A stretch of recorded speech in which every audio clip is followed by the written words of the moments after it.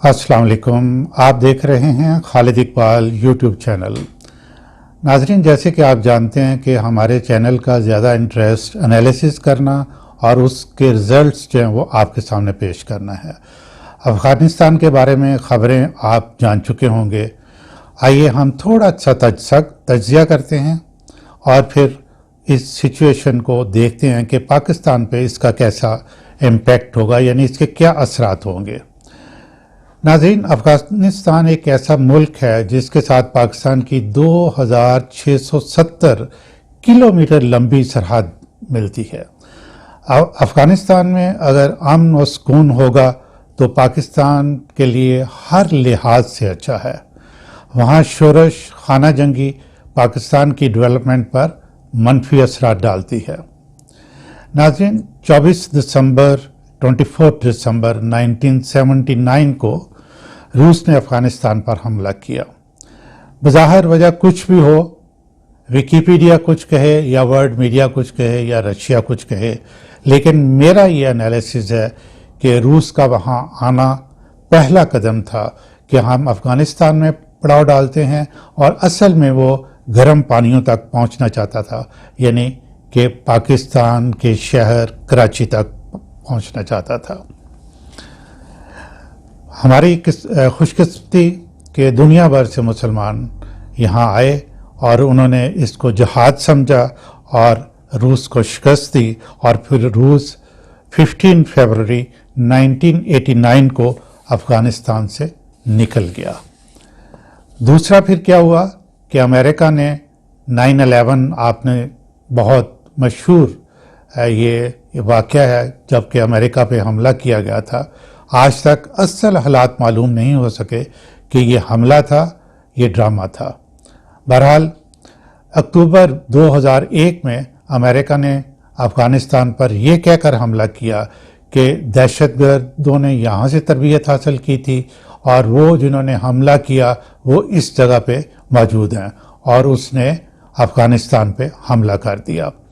और अमेरिका ने ये कहा कि इनके ट्रेनिंग कैंप्स यहाँ हैं, हम अफ़गानिस्तान में उनके ट्रेनिंग कैंप्स ख़त्म करके यहाँ सुकून और अमन बहाल करेंगे।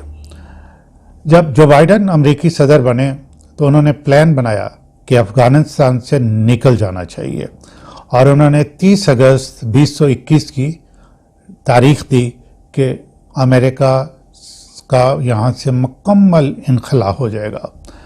अगर हकीकत पसंदाना तज्ज़िया किया जाए तो जो बाइडन का ये इंतहाई आसान फैसला था।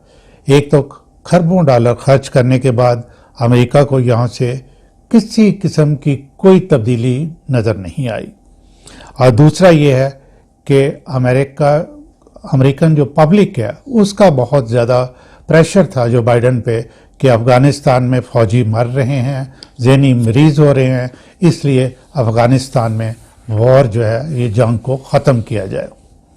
अब ये जो इनखला था ये अमेरिका जैसी सुपर पावर के लिए इतराफ़ शिकस्त था और हज़ीमत का समाना, और ये सेकंड टाइम उसके साथ हो रहा था। पहले वियतनाम में अमेरिका ने तकरीबन 20 साल जंग लड़ी, खरबों डॉलर जो ने ज़ाया किए, बेशुमार फ़ौजी मरवाए, और उसका फ़ायदा कुछ नहीं हुआ।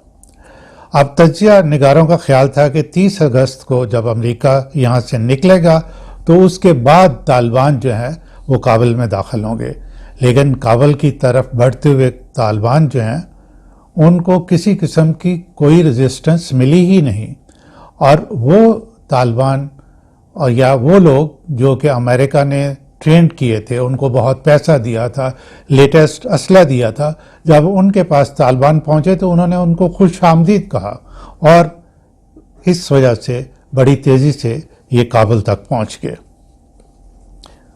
नाजरीन, मैं आपको के सामने चंद एक अहम पॉइंट रखता हूँ। ये मुकम्मल एनालिसिस तो नहीं है, लेकिन ये सिचुएशन ऐसी है कि ये थोड़ा सा आपके साथ ये इम्पॉर्टेंट पॉइंट्स जो हैं वो शेयर कर लिए जाएं, और इसके बाद इंशाल्लाह नेक्स्ट वीडियो में इसका कंप्लीट इम्पैक्ट जो है पाकिस्तान पे क्या होगा वो हम आपके सामने रखेंगे। पहला तो ये है कि अमेरिका, बरतानिया और यूरोपियन यूनियन के लीडर ये तवक्को नहीं कर रहे थे कि जिन लोगों को हमने اتنی زیادہ ٹریننگ دی ہے وہ اور جدید اسلحہ بھی دیا ہے، وہ اپنے ہی طالبان جو بھائی ہیں کہنا چاہیے، کیونکہ ظاہر ہے کہ وہ بھی افغانی ہیں، وہ ان کو ویلکم کہیں گے اور یہ اتنی جلدی کابل کے اندر پہنچ جائیں گے۔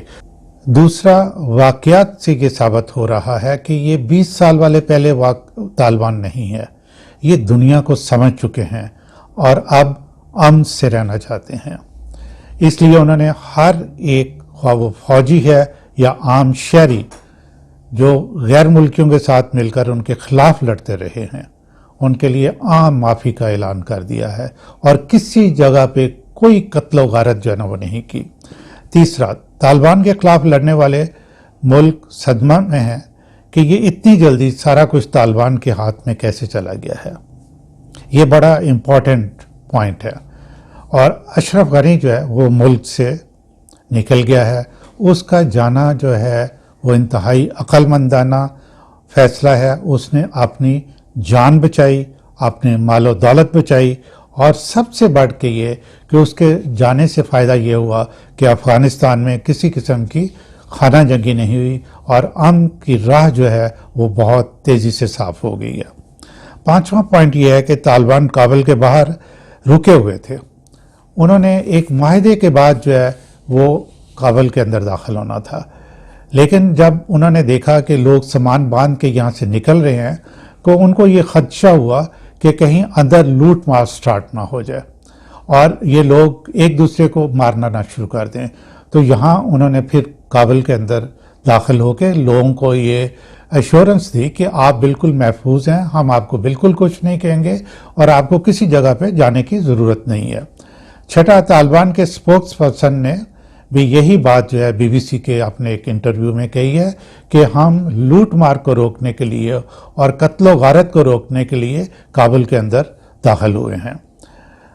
ساتواں پوائنٹ، جو افغانی سامان باندھ کر ایران اور پاکستان کی سرحد کی طرف پناہ کے لیے جا رہے ہیں، اب ان کا قطعاً کوئی جواز نہیں ہے، اور اب آپ نے خبریں یہ سنی ہوگی کہ ایران نے اپنی سرحد پہ سختی کر دی ہے۔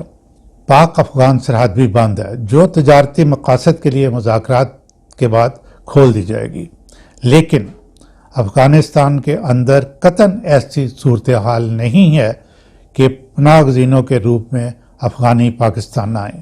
اس لیے میں پاکستان کے حکام سے کہوں گا کہ ان کو بڑی سختی سے یہ انشور کرنا چاہیے کہ ایک بھی افغانی جو ہے وہ پاکستان کی طرف نہ آئے۔ آٹھواں، ترکی کے پریزیڈنٹ اردوغان نے وزیر اعظم عمران خان سے کل شام کو بات کی ہے۔